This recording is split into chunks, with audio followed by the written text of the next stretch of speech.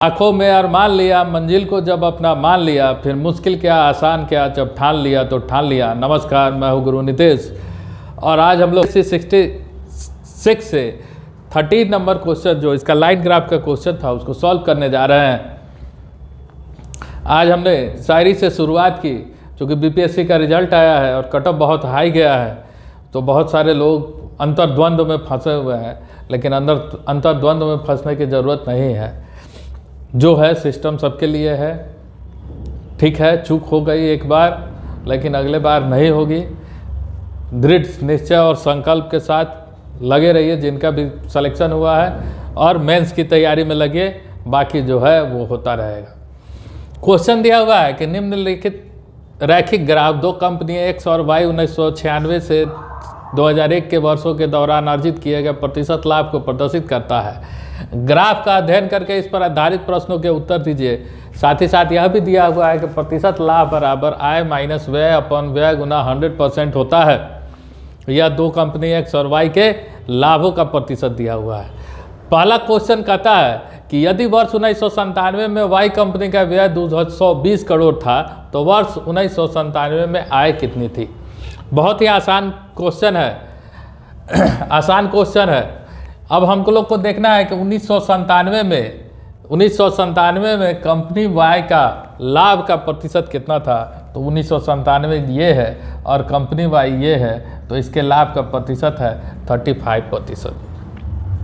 ठीक है, लाभ का जो प्रतिशत है, लाभ का प्रतिशत वह है, लाभ का प्रतिशत है 35%। ठीक है, अब इसमें कहता है कि कुल व्यय जो है, व्यय है इसका दिया हुआ है 220 करोड़ रुपया।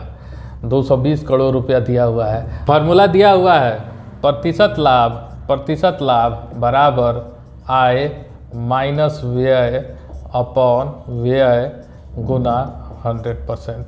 तो यहाँ इसका वैल्यू हो जाएगा 35 बराबर आय कितना हो जाएगा, आय हमको निकालना है माइनस 220 बटा 220 गुना 100। यही इसी को हमको सॉल्व करना है। तो 0 से 0 कैंसिल आउट हो जाएगा। ठीक है, तो ये 22 बचेगा, तो इस साइड आ जाएगा। तो यह 22 इसके साथ आपको मल्टीप्लाई हो जाएगा। तो ये हो जाएगा 35 × 22 बराबर आय माइनस 220 गुना 10। अब इस 10 को इधर भेज देंगे हम लोग, तो आय माइनस 220 बराबर 35 गुना 22 बटा 10, 5 7 35, 5 दूना 10 11, तो ये हो जाएगा 77। और आय बराबर हो जाएगा 220 प्लस 77 बराबर 297 रुपया करोड़। और यही हमारा आंसर हो जा रहा है, यही हमसे पूछा जा रहा है। तो एकदम बहुत सा आसान सा क्वेश्चन ये था। इसका क पार्ट इसका बहुत आसान था। अब इसके ख पार्ट में हम लोग चलते हैं।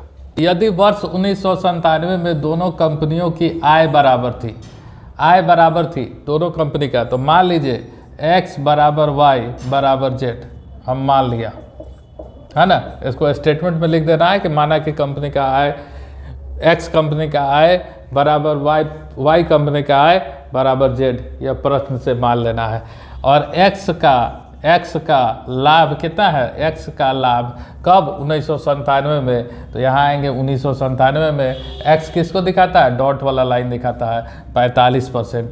x का लाभ है 45%, x का लाभ है 45%। तो आय जो फार्मूला दिया हुआ है 45 बराबर आय तो z मान लिए हैं, z माइनस व्यय एक्सपेंडिचर ऑफ x का व्यय बटा व्यय कितना है, x का व्यय गुना 100, ये हो जाएगा। तो ये हो जाएगा 45 EX बराबर Z माइनस EX इंटू 100। अब 100 को इधर हम अगर भेज देते हैं तो क्या हो जाएगा, Z माइनस EX बराबर 45 अपॉन 100 EX। तो हम लोग का क्या करना है, EX इसको काट देते हैं, 5 9 45, 20 25 100, तो ये हो जाएगा 9EX अपॉन 20।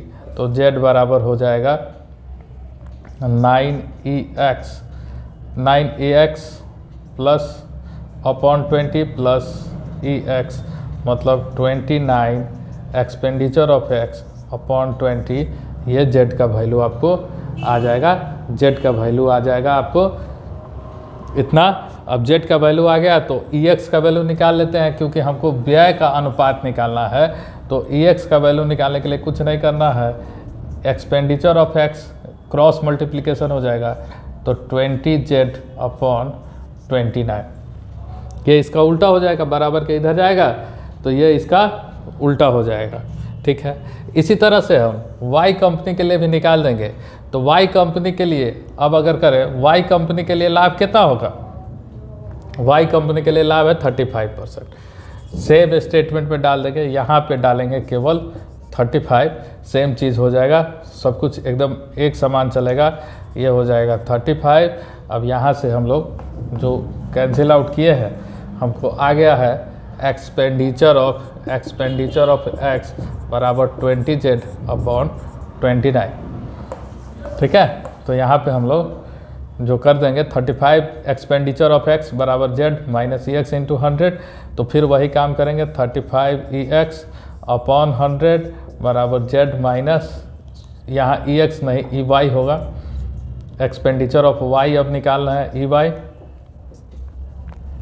ठीक है, तो ये हो जाएगा, इसको काट देंगे, 5 सत्ते 35, 20 25 100, इसका मतलब जेड बराबर हो जाएगा 7 expenditure of Y upon 20 plus expenditure of Y बराबर 7 E Y plus 20 E Y upon 20, तो जेड बराबर हो गया 27 ई वाई अपॉन 20। अब इससे अगर हम एक्सपेंडिचर ऑफ वाई निकालें तो एक्सपेंडिचर ऑफ वाई बराबर हो जाएगा 20z अपॉन 27। और हमसे पूछ रहा है कि x और y के व्यय का अनुपात, तो x का व्यय आ गया, y का व्यय आ गया, तो इन दोनों के व्यय का अनुपात जो हो जाएगा 20z अपॉन 29, z है ये, बटा 20z अपॉन 27, तो ये हो जाएगा 20z अपॉन 29 गुना 27 बटा 20z, और ये 20z से 20z कैंसिल हो जाएगा, तो ये 27 अनुपात 29, ये इसका आंसर हो जाएगा। अब इसके कंपनियों x और y का वर्ष 2000 में आय का अनुपात 3:4 था। तो हम मान लेते हैं, माना 2000 में, वर्ष 2000 में x का आय जो है वो 3x है। अब चूंकि x यहाँ है तो 3x नहीं मानेंगे, कुछ और मान लेते हैं, 3z है, और y का 4z है ना, x का 3z है और y का 4z है, कोई फर्क नहीं पड़ता। अब x का इनकम 2000 में, टेबल से हम लोग ग्राफ से देखेंगे, 2000 में लाभ है 50% और x का लाभ है 65%। ग्राफ से हम लोग देखेंगे तो 2000 में x का जो लाभ है, x का लाभ है 2000 में 65%, लाभ जो है वो 65% है x का, और y का जो लाभ है वह है 50%, y का जो लाभ है वह है 50%। अब इस फॉर्मूला को हम लोग को लगा देना है, मतलब x के लिए हम लोग सॉल्व करेंगे पहले, तो 65 बराबर हो जाएगा, इनकम दिया हुआ है 3z minus expenditure of x नहीं पता है, एक्सपेंडिचर का अनुपात हमको निकालना है, मतलब एक्सपेंडिचर निकालना है, EX बरा गुना 100। सेम काम जो इससे पहले वाले क्वेश्चन में किए थे वही काम हम लोग यहाँ भी करेंगे, कोई भी किसी तरह का दिक्कत नहीं है। तो ये 65 EX बराबर हो जाएगा 3z माइनस EX इंटू 100, और 100 को बराबर के इस तरफ भेज देंगे तो 65 अपॉन 100 EX बराबर हो जाएगा 3z माइनस EX। ठीक है, तो इसको काट देंगे, 13 EX upon 20 equals to 3z minus EX का वैल्यू हमको चाहिए, पहले EX को इस तरफ ले आते हैं, तो ये 13 EX अपॉन 20 प्लस EX बराबर 3z, तो इसको ऐड करेंगे तो 20 प्लस 13 33, ये हो जाएगा 33 EX upon 20 equals to 3Z 13 और EX का वैल्यू जब हम लोग निकालेंगे EX बराबर हो जाएगा 3Z इंटू 20 अपॉन 33, 3 से ही कट जाएगा 11 टाइप्स पे, मतलब 20Z अपॉन 11 जो होगा वो EX का वैल्यू हो जाएगा, EX का वैल्यू हो जाएगा 20Z अपॉन 11। आप चाहे तो नहीं भी काट सकते हैं, इसी तरह से कैलकुलेट कर सकते हैं, किसी तरह का कोई फर्क नहीं पड़ता है। सेम काम हम y के लिए अगर करेंगे तो y के लिए लाभ का प्रतिशत कितना है, y के लिए लाभ का प्रतिशत है 50।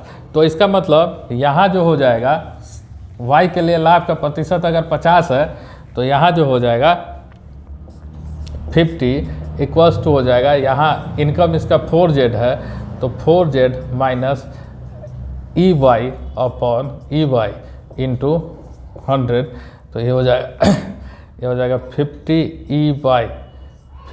EY बराबर 4Z minus EY। Step same रहेगा दोनों के लिए, तो ये हो जाएगा 4Z माइनस EY बराबर 50 EY अपॉन 100, तो कैंसिल आउट हो जाएगा 2 टाइम्स में EY अपॉन 2, तो 4Z equals to EY upon 2 plus EY, तो ये हो जाएगा 3EY expenditure of Y upon 2, तो EY का वैल्यू निकालेंगे तो हो जाएगा 8Z अपॉन 3।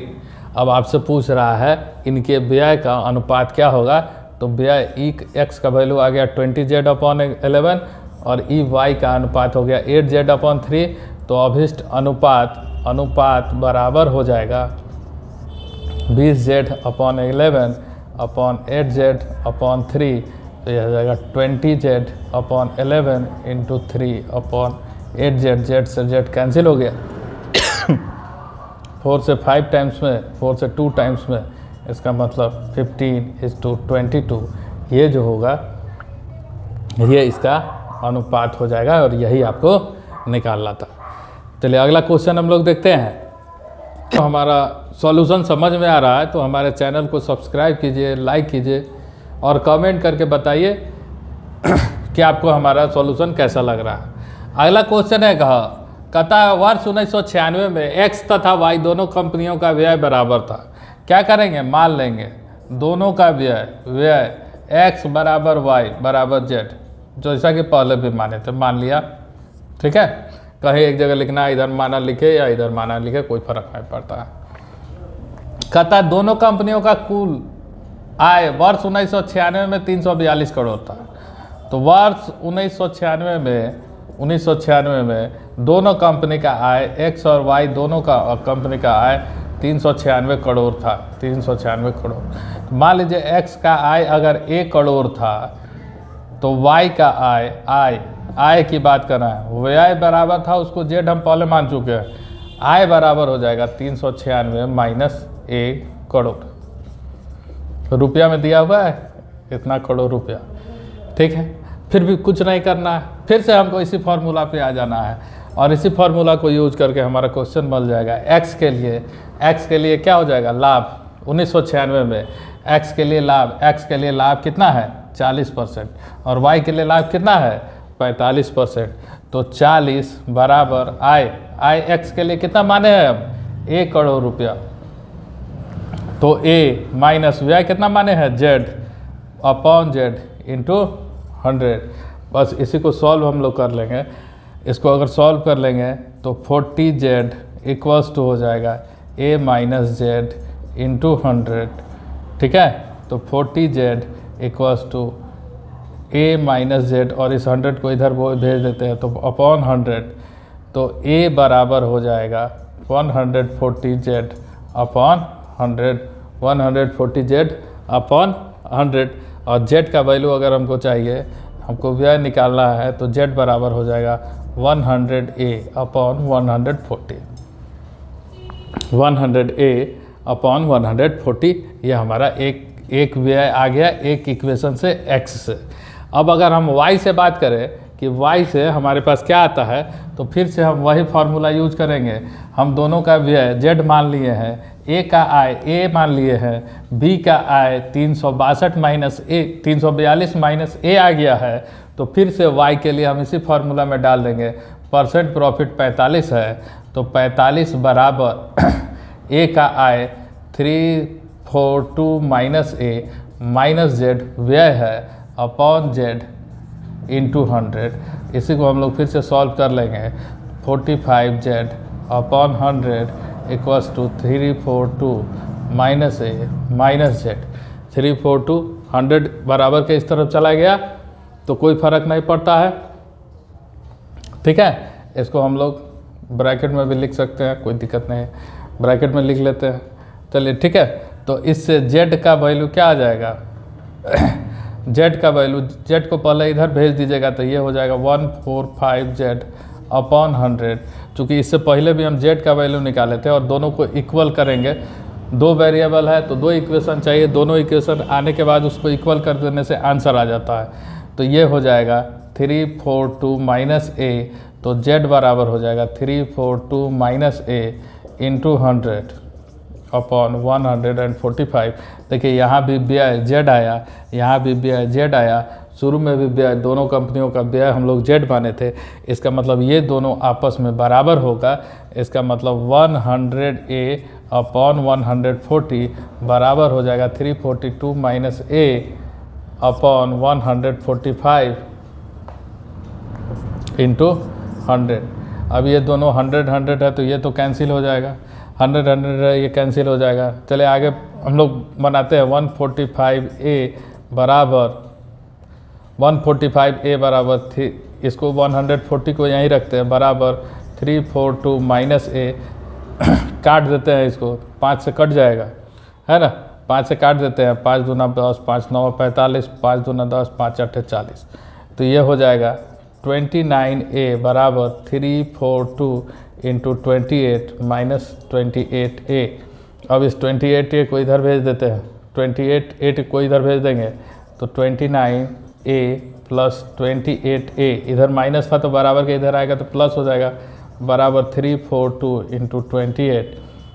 इन दोनों को हम लोग ऐड कर देंगे। चूँकि सिंपल कैलकुलेटर आपको अलाउ होता है, सिंपल कैलकुलेटर आपको अलाउ होता है तो आप इसको आराम से जोड़ सकते हैं। जोड़ने के बाद ये आएगा 57a बराबर 342 इंटू 28 इंटू 28।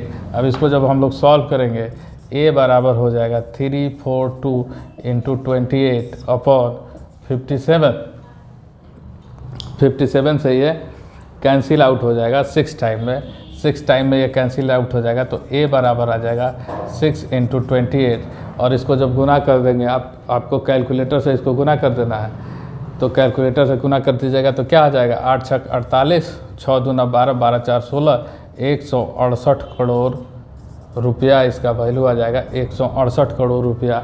और ये हम क्या माने थे, ये माने थे एक्स का इनकम, एक्स का इनकम क्या माने थे, ए। तो ए का वैल्यू आ गया, मतलब एक्स का इनकम हमको आ गया। तो वाई का इनकम क्या होगा, कुल इनकम है 342 करोड़, तो एक्स का इनकम आ गया आपके पास 168 करोड़। तो वाई का इनकम क्या हो जाएगा, 342 माइनस 168 करोड़ रुपया हो जाएगा। ये हो जाएगा वाई का इनकम हो जाएगा। और फिर से with the help of calculator हम इसको घटा लेंगे, ये हो जाएगा 102 करोड़ रुपया। ये आपका आंसर हो गया। उन दोनों कंपनियों का कुल लाभ कितना था आपसे पूछ रहा है, उन दोनों कंपनियों का कुल लाभ कितना था। तो कुल लाभ कितना हो गया, व्यय आपके पास आ गया है ना, व्यय आपको निकाल लेना है। ये तो दोनों कंपनियों का अलग अलग इनकम हो गया। आपसे लाभ पूछ रहा है तो आपको व्यय चाहिए, व्यय चाहिए मतलब जेड का वैल्यू चाहिए, ठीक है ना, व्यय चाहिए मतलब जेड का वैल्यू चाहिए। तो जेड बराबर क्या आया था, 100a अपॉन 140 पहले इक्वेशन में आया था, ठीक है। तो 100 गुना 168 बटा 140, इसको जब आप सॉल्व कीजिएगा तो ये आ जाएगा 120 करोड़ रुपया हो जाएगा। और दोनों का व्यय बराबर है तो ए और बी दोनों का मिल के कुल व्यय कितना हो जाएगा, कुल व्यय हो जाएगा, इसको दुगुना कर देना है, 120 गुना 2 बराबर 240 करोड़ रुपया। तो कुल लाभ, दोनों कंपनियों का लाभ आय माइनस व्यय, कुल आय 342 करोड़, कुल व्यय 240 करोड़। तो 342 में से 240 को हम लोग हटा देंगे, 102 करोड़ रुपया जो होगा यह आपका दोनों कंपनियों का कुल लाभ होगा। 102 करोड़ रुपया दोनों कंपनियों का कुल लाभ होगा। ठीक है, कुछ भी नहीं है, बस स्टेप बाय स्टेप एक क्वेश्चन अगर आपको स्टैट्स का समझ में आ गया तो स्टेप बाय स्टेप बढ़ते जाना है। गुना भाग से नंबर्स देख के डरना नहीं है, कैलकुलेटर दिया हुआ है, गुना भाग करते हुए चला जाना है ना, कोई फर्क नहीं। इसका कहता है अगला नंबर क्वेश्चन कि वर्ष 1998 में एक्स कंपनी का व्यय 200 करोड़ था। व्यय मतलब एक्सपेंडिचर 1998 में 200 करोड़ था, व्यय जो था यह था 200 करोड़। ठीक है, 200 करोड़ था इसका व्यय। कहता है तथा कंपनी एक्स 1998 में आए इसके वर्ष 2001 में किए गए व्यय के बराबर था। कहता है 1998 में जो इसका आय था यह 2001 में किए गए व्यय के बराबर था। तो वर्ष 2001 में एक्स कंपनी का आय ज्ञात कीजिए। तो वर्ष 2001 में आपको एक्स कंपनी का आय ज्ञात करना है। तो व्यय अगर दिया हुआ है किसका, 1998 का, और ग्राफ से हमको पता है कि 1998 का एक्स कंपनी का प्रॉफिट है 55%। ठीक है, और फार्मूला भी हमको दिया हुआ है, तो हम इसको लिख सकते हैं 55 बराबर एक्स कंपनी का आय हमको नहीं पता, तो इनकम ऑफ एक्स माइनस 200 बटा 200 इंटू 100, और यह फार्मूला आपको क्वेश्चन में ही पहले से दिया हुआ। तो 2 जीरो से 2 जीरो कट जाएगा, तो 110 बराबर इनकम ऑफ एक्स माइनस 200। तो इनकम ऑफ एक्स बराबर क्या हो जाएगा, माइनस से बराबर से इधर जाएगा, तो ये 310 करोड़ हो जाएगा इनकम। कब, 1998 में। कब हो जाएगा, 1998 में हो जाएगा। अब कहता है कंपनी एक्स की 1998 की आय वर्ष 2001 में किए गए व्यय के बराबर है। इसका मतलब 2001 में कंपनी का जो व्यय है वह 310 करोड़ रुपया है। वह क्या है, 310 करोड़ रुपया है। तो 2001 में कंपनी एक्स का आय ज्ञात कीजिए।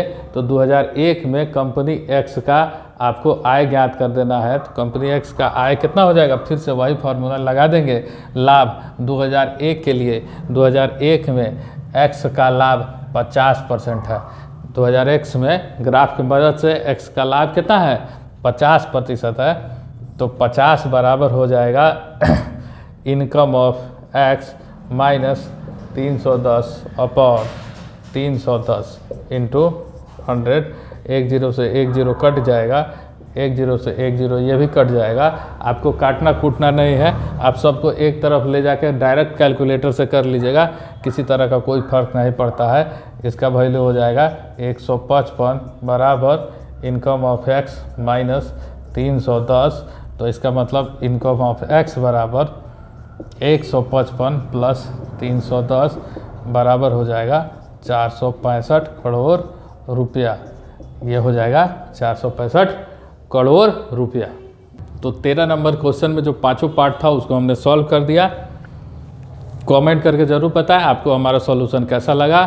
चैनल पर नए हैं तो चैनल को सब्सक्राइब करें, लाइक करें और दोस्तों के बीच शेयर करें। कामयाब भविष्य की हम कामना करते हैं। धन्यवाद।